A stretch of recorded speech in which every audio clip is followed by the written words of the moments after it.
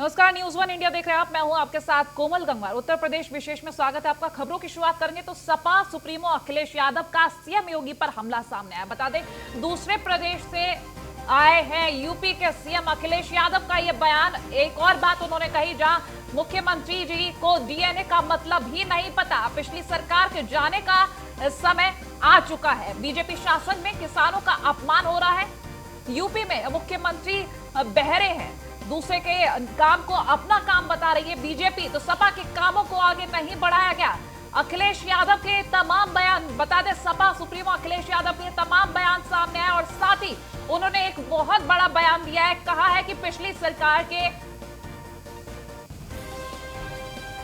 सरकार के जाने का वक्त हो चुका है। तो बता दें, ये जिस तरीके से ये बयान सामने आया, यूपी के मुख्यमंत्री बाहरी है, दूसरे के काम को अपना काम बता रही है बीजेपी। तो ये तमाम बयान और साथ ही जो बड़ी बात कही है, मुख्यमंत्री जी को डीएनए का मतलब ही नहीं पता। पिछली सरकार के जाने का वक्त आ चुका है। तो सपा के कामों को आगे नहीं बढ़ाया गया। बीजेपी के ऊपर ये बड़ा तंज कसते हुए, बड़ा हमला बोलते हुए सपा सुप्रीमो अखिलेश यादव के तमाम बयान सामने आए हैं। सपा सुप्रीमो अखिलेश यादव का सीएम योगी पर यह बड़ा हमला देखने को मिल रहा है, जहां उन्होंने साफ कहा है कि दूसरे प्रदेश से आए हैं यूपी के सीएम, मुख्यमंत्री जी को डीएनए का मतलब तक नहीं पता। पिछली सरकार के जाने का वक्त आ चुका है। ये बड़ा बयान उन्होंने दिया है। बता दें, ऐसा पहली बार नहीं है कि सपा सुप्रीमो अखिलेश यादव बीजेपी पर हमलावर हुए हैं। इससे पहले भी कई बयान सामने आए हैं। बीजेपी से हमारे साथ लक्ष्मीकांत वाजपेयी जुड़ चुके। लक्ष्मीकांत जी, बहुत बहुत स्वागत है आपका न्यूज वन इंडिया पर। धन्यवाद। लक्ष्मीकांत जी, सपा सुप्रीमो ने क्या कह दिया ये कि अब बीजेपी के जाने का वक्त आ गया? कितने बयान दे डाले उन्होंने बीजेपी को लेकर और मुख्यमंत्री जी को लेकर? जवान की लपालपी से तो कोई किसी को रोक नहीं सकता। अच्छा होता कि अखिलेश जी विपक्ष की भूमिका सड़क पर निभाने के एक मानसिकता से अपने कार्यकर्ताओं को उपयोग करते। ट्विटर से और प्रेस कॉन्फ्रेंस से विपक्षी दल का रोल नहीं हो सकता।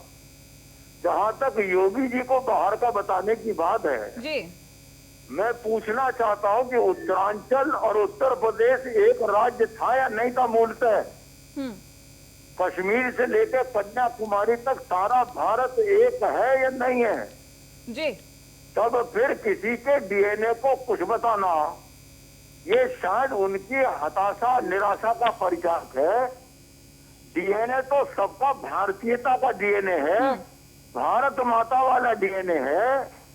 किसी का डीएनए किसी राज्य का डीएनए नहीं है। लक्ष्मीकांत जी, आप हमारे साथ बने रहिए। एक बार हम सपा सुप्रीमो अखिलेश यादव का वो बयान सुनवा देते हैं जो बीजेपी पर हमलावर रहा। हमारे मुख्यमंत्री जी की भाषा, मैं तो कहूंगा कि विकास पे वो कम बोलते हैं, विकास पे कम बोलते हैं। विकास पे अगर बोलें तो उत्तर प्रदेश का ज्यादा भला होगा। और कम से कम उत्तर प्रदेश की जनता ने उन्हें स्वीकार किया, इनकी सरकार बनी और उत्तर प्रदेश को मिला क्या?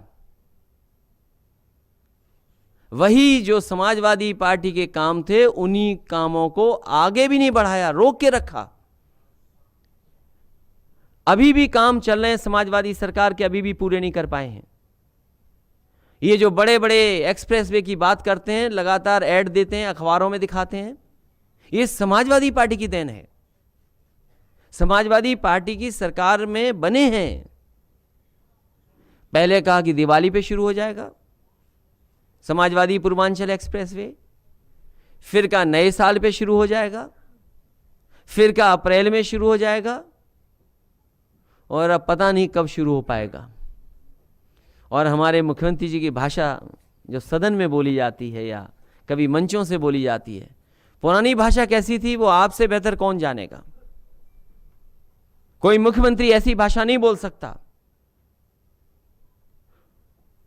समुद्र में डूब जाना चाहिए इनको। ये कोई भाषा मुख्यमंत्री जी की हो सकती है? मुख्यमंत्री जी बोलते हैं इनके डीएनए में विभाजन है। अगर डीएनए का फुल फॉर्म बता दें मुख्यमंत्री जी तो हम जान जाएंगे हाँ आखिरकार मुख्यमंत्री हैं वो। जो डीएनए में विभाजन बता रहे हैं, कम से कम बताएं कि डीएनए क्या है और धर्म के आधार पे क्या क्या बोलते हैं। उन बातों को मैं नहीं बोलना चाहता हूं। और लगातार हमारे साथ बीजेपी नेता लक्ष्मीकांत वाजपेयी जी बने हुए। लक्ष्मीकांत जी, सपा सुप्रीमो साफ कहते नजर आ रहे हैं कि मुख्यमंत्री जी की भाषा ही अलग है। वो किसानों को लेकर उन्होंने बयान दिया कि बीजेपी में किसानों का अपमान हो रहा है। ये तमाम बातें उन्होंने कह डाली हैं। मैं केवल इतना कहना चाहता हूं कि मुख्यमंत्री जी ये भूल गए, समाजवादी पार्टी के नेता अखिलेश यादव ये भूल गए कि पेड़ कोई लगाता है, फल कोई खाता है। अगर उन्होंने कोशिश शुरू करी तो क्यों नहीं इतनी तेजी से पूरी की कि अपने सामने उसका वो लोकार्पण कर देते, उद्घाटन कर देते। नहीं किया ना। डीएनए को लेकर कहते नजर आ रहे हैं सपा सुप्रीमो। सफलता पर अगर भाजपा काम कर रही है और जनता की सेवा कर रही है तो उन्हें कौन पेट में दर्द उठ रहा है जी। और दम हो तो सड़क पर उतरे और हमारा विरोध करें। डीएनए को लेकर भी कहते नजर आ रहे हैं जी। सपा सुप्रीमो कह रहे हैं कि डीएनए का फुल फॉर्म ही नहीं पता। मुख्यमंत्री जी को अगर बता दे तो हम जान जाए कि वो मुख्यमंत्री हैं। संगत बात नहीं उनकी। डीएनए को लेकर उन्होंने बड़ी बात कही है। और अगर हम सपा को लेकर बात करें तो उन्होंने कहा कि सपा ने इतने बड़े बड़े काम शुरू किए लेकिन बीजेपी की तरफ से उन्हें आगे नहीं बढ़ाया गया। क्या वाकई में ऐसा है? लक्ष्मीकांत जी,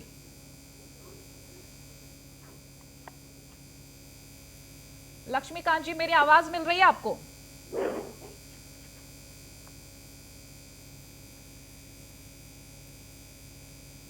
तो ये बयान सामने आए हैं सपा सुप्रीमो के, जहां उन्होंने साफ कहा है कि यूपी के सीएम दूसरे प्रदेश से आए हैं। बीजेपी शासन में किसानों का अपमान हो रहा है। साथ ही उन्होंने ये तक कह डाला कि मुख्यमंत्री जी को डीएनए का फुल फॉर्म तक नहीं पता। अगर पता हो तो हम जान जाएं कि वो मुख्यमंत्री हैं। और उन्होंने ये भी कहा कि सपा के कामों को आगे नहीं बढ़ाया गया इस शासन में। आपको ये बता दें कि उन्होंने कहा कि सपा ने तमाम बड़े बड़े काम शुरू किए लेकिन जैसे ही सरकार बदली उन काम को वहीं रोक दिया गया। क्यों आगे नहीं बढ़ाया गया? तमाम सवाल और तंज कसते हुए नजर आए हैं सपा सुप्रीमो अखिलेश यादव, जहां उन्होंने सीएम योगी को लेकर साफ कहा कि मुख्यमंत्री जी को डीएनए का मतलब तक नहीं पता, उसका फुल फॉर्म तक नहीं पता होगा। अगर पता हो तो हम जान जाएं कि वो मुख्यमंत्री हैं। इस तरीके से ये तमाम बयान सामने आए हैं। और वहीं उन्होंने मुख्यमंत्री की भाषा को लेकर भी तमाम बातें कही है कि मुख्यमंत्री की भाषा को देखिए, क्या ऐसा लगता है उनको ये भाषा शोभा देती है? तमाम बयान हमने आपको सुनवाए। सपा सुप्रीमो अखिलेश यादव के साफ नजर आ रहा है कि किस तरीके से सपा की तैयारी तेज है आने वाले विधानसभा चुनावों को लेकर। क्योंकि जहां अगर हम बात करें बीजेपी की तो बीजेपी की तरफ से तमाम तैयारियां, लोगों के हित में तमाम काम किए जा रहे हैं। और वहीं सपा की तरफ से साफ कहा जा रहा है कि बीजेपी शासन में किसानों का अपमान हो रहा है, कोई भी विकास कार्य नहीं किया जा रहा है। और ऐसा पहली बार नहीं हुआ है कि सपा सुप्रीमो हावी होते नजर आ रहे हैं। इससे पहले भी वो कई बार कई बयान दे चुके हैं, चाहे फिर वो वैक्सीन को लेकर रहा हो, चाहे यूपी में विकास को लेकर रहा हो। पिछली सरकार के जाने का समय आ चुका है। अखिलेश यादव का ये बयान। वहीं उन्होंने किसानों को लेकर भी अपनी बात रखी कि किसानों का अपमान हो रहा है बीजेपी शासन में, यूपी के मुख्यमंत्री बाहर के हैं। तो ये बयान सबसे ज्यादा बड़ा नजर आता है, जहां उन्होंने कहा कि यूपी के मुख्यमंत्री बाहरी हैं। तो आखिर ये बाहरी शब्द किस तरीके से वो यहाँ पर उपयोग करना चाहते हैं? एक बार फिर से आपको वो पूरा बयान सुनवाना चाहते हैं जिसमें सपा सुप्रीमो यूपी सरकार पर हावी होते नजर आ रहे हैं। और फिर जो काम संविधान के खिलाफ हो, जो काम पूरे भारत जनता के खिलाफ हो, अगर उस पे अपनी कोई बात रखना चाहे तो क्या भाषा है मुख्यमंत्री जी की कि पुरुष रजाई में सो रहे हैं, महिलाएं धरने पर बैठी हैं।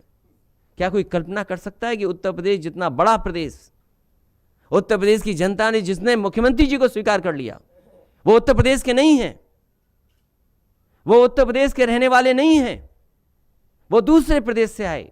कम से कम उत्तर प्रदेश की जनता का उन्हें धन्यवाद देना चाहिए कि उत्तर प्रदेश की जनता ने उन्हें स्वीकार किया कि वो इसके मुख्यमंत्री बन पाए। और उनकी भाषा देखिए, क्या है भाषा उनकी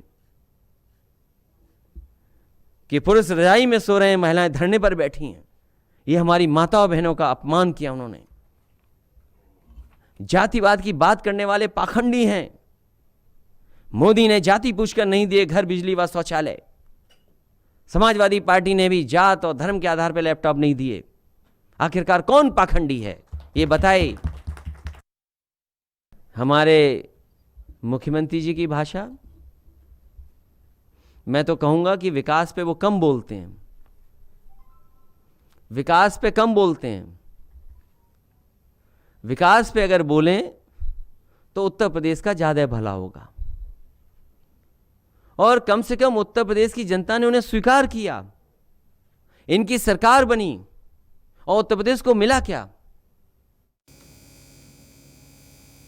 खबरों में आगे बढ़ेंगे तो कल केरल के दौरे पर जाएंगे सीएम योगी। केरल में बीजेपी कल विजय यात्रा निकालेगी।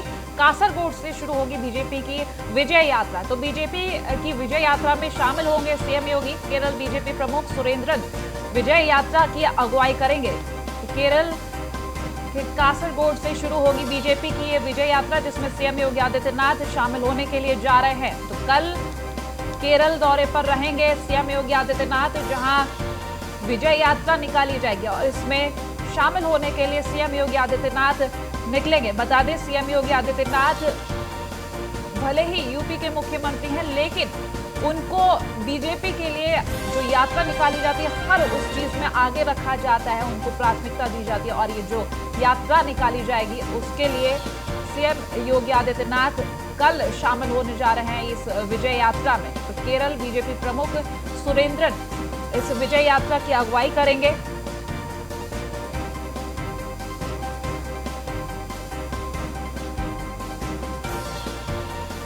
जिस तरीके से केरल में ये विजय यात्रा निकाली जाएगी उसमें सीएम योगी आदित्यनाथ तो शामिल होंगे। साथ ही आपको बता दें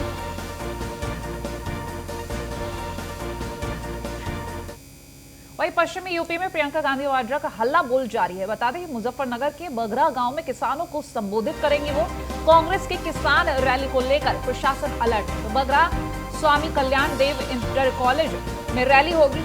सहारनपुर और बिजनौर किसान महापंचायत में शामिल हो चुकी है पहली प्रियंका गांधी। बता दें 2022 विधानसभा चुनाव को लेकर एक्टिव मोड में दिखाई दे रही है कांग्रेस महासचिव। तो किसान आंदोलन को लेकर सरकार पर हमलावर है प्रियंका गांधी वाड्रा। इस महीने अब तक 4 बार यूपी का दौरा कर चुकी है कांग्रेस महासचिव, फिर चाहे वो प्रयागराज रहा हो, सहारनपुर रहा हो, मुजफ्फरनगर अब पहुंच रही हैं, जहां आपको बता दें लगातार किसान आंदोलन की आड़ में कांग्रेस अपनी खोई हुई जमीन तलाशने की कोशिश कर रही है। यूपी विधानसभा चुनाव 2022 को लेकर कांग्रेस अपनी तैयारियां बखूबी कर रही है। जिस तरीके से किसानों को संबोधित करके कांग्रेस अपनी खोई हुई जमीन तलाश रही है। बता दें यूपी की जिम्मेदारी प्रियंका गांधी वाड्रा के कंधों पर पूरी तरह से सौंप दी गई है, लेकिन क्या वाकई में आने वाले वक्त में ये तैयारियां रंग ला पाएंगी? क्या वाकई में कांग्रेस जो जमीन खो चुकी है उसको वापस अपने नाम कर पाएगी? क्योंकि जहां अगर हम बात करें बीजेपी की, तो इस वक्त रूलिंग पार्टी और साथ ही जनता के लिए किए गए कामों को लेकर बीजेपी काफी ज्यादा सोच रही है। अब तक 4 बार यूपी का दौरा कर चुकी है प्रियंका गांधी, और जिस तरीके से ये दौरे हुए हैं, साफ हर दौरे के दौरान प्रियंका गांधी ने किसानों के हित की बात कही और सरकार पर हमलावर रही है कि किसानों के हित के लिए नहीं सोचा जा रहा और किसानों का अपमान हो रहा है। तो इस तरीके के ये तमाम बयान रहते हैं जब प्रियंका गांधी वाड्रा किसानों को संबोधित करते। तो बता दें जिस तरीके से पिछली बार के जो दौरे रहे, चाहे वो हम प्रयागराज के दौरे की बात करें, सहारनपुर के दौरे की बात करें, बिजनौर के दौरे की बात करें, हर जगह एक अलग अलग मुद्दा। क्योंकि प्रयागराज की बात करें तो गंगा स्नान करती हुई नजर आई थी वो, सहारनपुर में मां शाकंभरी देवी के दर्शन करने गई थी। और साथ ही आपको बता दें जो किसान महापंचायत को जब उन्होंने संबोधित किया तो उनको जनसभा आयोजित करने की अनुमति नहीं मिली, लेकिन फिर उन्होंने दूसरा रास्ता अपनाया, किसान महापंचायत को संबोधित किया और वहां पर अपने संबोधन में सरकार पर हमलावर रहे। क्या वाकई में उनका यह हमला उनको कुछ दे पाएगा? संवाददाता सचिन जौहरी हमारे साथ फोन लाइन पर जुड़ गए। सचिन, जिस तरीके से उनका ये दौरा है, क्या कुछ तैयारियां हैं? में भारी जन सैलाब उमड़ के आया है, भारी भीड़ किसानों की यहाँ पे हो रही है। उसे देखकर लग रहा है कि जो कांग्रेसी नेता हैं उन्होंने जबरदस्त मेहनत की है और इसे सीधे सीधे 2022 के चुनावों से देखकर जोड़कर देखा जा रहा है कि पूरी तैयारी चुनाव को लेकर की जा रही है और किसान आंदोलन के नाम पर ये सब किया जा रहा है। ठीक, और अगर हम पुलिस प्रशासन की तरफ से बात करें, किस तरीके की तैयारी है? क्योंकि देखिए, सुरक्षा व्यवस्था को देखते हुए पूरी जबरदस्त तैयारी की गई है। बाहर से फोर्स बुलाई गई है और जगह जगह बैरिकेडिंग कर व्यवस्था बनाई जा रही है। कहीं क्योंकि शामली रोड पर ये रैली है और उसी को देखते हुए कि जाम ना लगे, भारी पुलिस बल यहाँ पर तैनात है। सचिन, पिछली बार के दौरों की अगर बात करें तो वहाँ जनसभा आयोजित करने की परमिशन चाहिए थी इनको, लेकिन मिली नहीं थी। और इस बार क्या हाल है? देखिए, इस बार ये एक कॉलेज में जनसभा चल रही है और पूरे तैयारियों के साथ चल रही है। आपको बता दूं कि 2-3 दिन से जो प्रशासन है वो भी तैयारियों में जुटा हुआ था और पूरी तरह से ये तैयारियां उस पर चढ़ने वाली है। और वहाँ के लोगों का क्या कहना है, क्योंकि किसान रैली को लेकर प्रशासन अलर्ट है और लगातार जो तस्वीरें सामने आ रही है, प्रियंका गांधी वाड्रा एक्टिव मोड में है, उनको जनसभा संबोधित करने के लिए नहीं मिलती तो वो किसान पंचायत में चली जाती है। बिल्कुल, किसान आंदोलन को लेकर इस क्षेत्र में थोड़ी सी नाराजगी भी है। उसी को लेकर जो किसान है भारी संख्या में इस रैली में पहुंच रहे हैं। और आपको बता दूं कि यहाँ पूर्व जो विधायक है पंकज मलिक, इस क्षेत्र से विधायक भी रह चुके हैं, तो काफी समर्थक यहाँ कांग्रेस के हैं और भारी जनसमूह इस रैली में जुट रहा है। ठीक है, चलिए, बहुत शुक्रिया तमाम जानकारी हम तक पहुंचाने के लिए।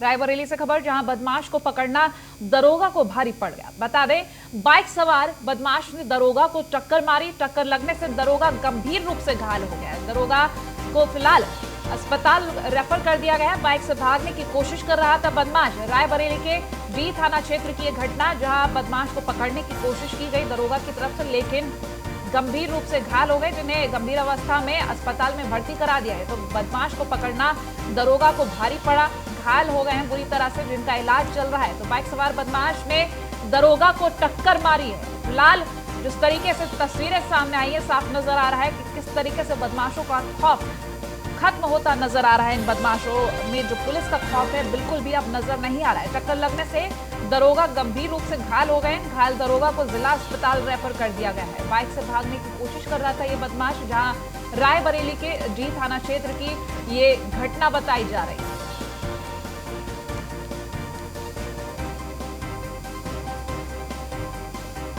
कभी तो बदमाश पुलिस के पहुंचने से पहले ही निकल जाते हैं और कभी हाथ आते आते रह जाते हैं। और ये तस्वीर साफ यही दर्शा रही है कि किस तरीके से ये बदमाश दरोगा पर भारी पड़ता नजर आया है। दरोगा गंभीर रूप से घायल है, जिनको फिलहाल अस्पताल में भर्ती कराया गया है। बाइक से भागने की कोशिश कर रहा था ये बदमाश और बाइक से ही टक्कर मारी है दरोगा को, जिसके बाद गंभीर रूप से घायल हुए हैं दरोगा।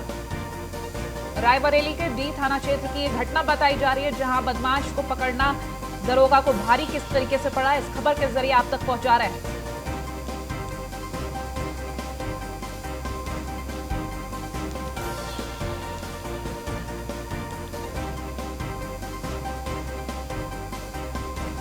रायबरेली की एक खबर, बाइक से भागने की कोशिश में बदमाश दबंग जिस तरीके से भागने की कोशिश कर रहा था, दरोगा को घायल किया है। बाइक से टक्कर मारी है इस बदमाश ने, जिसके बाद फिलहाल दरोगा को अस्पताल में भर्ती कराया गया है, गंभीर अवस्था में।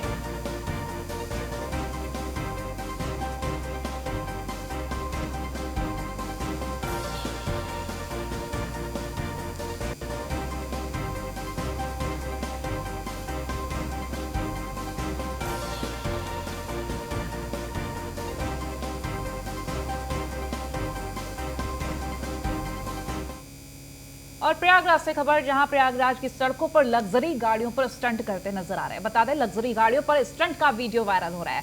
सिविल लाइंस के सड़कों पर स्टंटबाजी की जा रही। खुलेआम स्टंट से जिले की कानून व्यवस्था पर सवालिया निशान खड़े हो रहे हैं कि आखिर किस तरीके से ये स्टंट करने दिए जा रहे हैं। देखिए जरा, गाड़ियों में ये युवक बड़े ही बेखौफी से बाहर निकलकर स्टंट कर रहे हैं और इन्हें जरा भी डर नहीं है कि कोई हादसा भी हो सकता है। ना पुलिस प्रशासन का इनको डर है कि अगर पकड़े जाते हैं तो कोई कार्रवाई होगी। देखिए कितनी तेजी से ये गाड़ी चल रही है और जरा भी खौफ इनमें नजर तो नहीं आ रहा। देखिए जरा किस तरह से ये युवक गाड़ियों की खिड़की से बाहर निकले हुए हैं। स्टंटबाजों की यहाँ बेखौफियत देखिए जरा, इनमें बिल्कुल भी डर नहीं है कि एक्सीडेंट हो सकता है या फिर चालान कटेगा, अगर पुलिस पकड़ लेती तो क्या होगा। तो कानून व्यवस्था पर बड़े सवाल खड़े होते हैं कि आखिर इन लोगों में क्यों डर नहीं है पुलिस का कि इस तरीके से जो स्टंट किए जा रहे हैं, ना सिर्फ ये अपनी जान को जोखिम में डाल रहे हैं, बल्कि अगर एक्सीडेंट होता है तो आसपास के लोगों को भी नुकसान होगा, उनकी भी जान को खतरा रहेगा। तस्वीरें साफ बयां कर रही हैं कि कानून व्यवस्था यहाँ पर चरमरा सी गई है। और खुलेआम ये स्टंट की तस्वीरें आपको दिखा रहे हैं। लगातार 4 से 5 ही गाड़ियां और सभी गाड़ियों में युवक बड़ी ही बेखौफियत के साथ खिड़की से बाहर निकले हुए।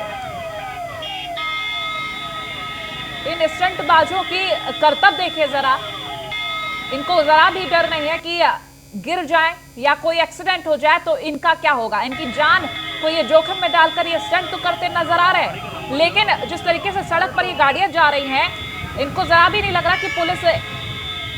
आलोक मालिया हमारे साथ ब्यूरो चीफ जुड़ गए हैं। आलोक, जिस तरीके से तस्वीरें हमारे सामने आई हैं, साफ बयां कर रही हैं कि पुलिस प्रशासन यहाँ पर कमजोर पड़ता नजर आ रहा है, क्योंकि इनमें कोई डर तो नजर नहीं आ रहा इन युवकों में।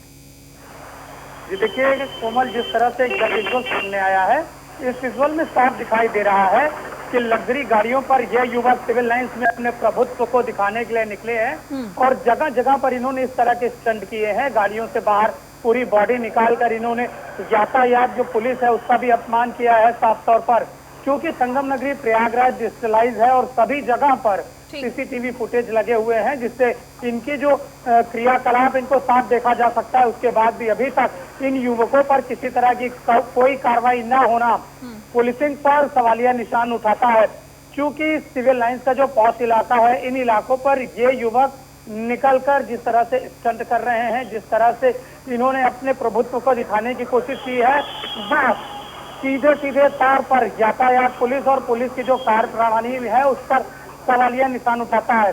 क्योंकि जो चौराहे हैं कोमल, ये कई चौराहों पर इन्होंने घूम घूम कर इस तरह के स्टंट किए हैं, तो क्या ये देखने को मिलता है कि पुलिसिंग है ही नहीं या पुलिस ड्यूटी पर तैनात नहीं है। जानकारी हम तक पहुंचाने के लिए आलोक, तो जिस तरीके से तस्वीरें सामने आ रही हैं, साफ बयां हो रहा है कि पुलिस प्रशासन का खौफ यहां पर कतई नहीं।